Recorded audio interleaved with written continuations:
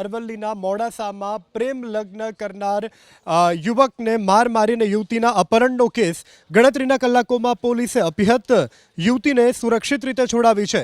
ભરૂચના આમોદ પાસેથી પોલીસે 6 શખ્સોને ઝડપ્યા।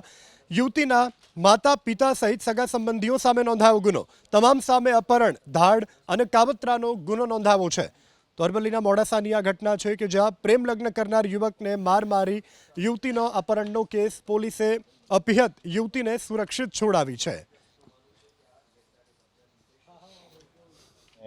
આઈએલટીએસના સેન્ટર ઉપરથી ગાડીમાં બેસાડી અને અપહરણ કરીને લઈ ગયા હતા અને પછી જેવી પોલીસને વિગતો મળી એટલે કુલ 7 અલગ અલગ ટીમો બનાવી એલસીબી, એસઓજી, સ્થાનિક પોલીસ સ્ટેશન, ડીવાયએસપીના સુપરવિઝનમાં અને અમે ભરૂચથી આ બધા જ આરોપીઓ એ છોકરી બધાને લઈ આવ્યા છીએ। જે અમારી સામે ફરિયાદ આવેલી છે એ મારામારી અને લૂંટની ફરિયાદ આવેલી છે એ અમે ફરિયાદ જે તે સમયે જે વિક્ટીમ છે એની દાખલ કરી અને આ તમામ આરોપીઓને અટક કરવાની કાર્યવાહી અત્યારે ચાલુ છે।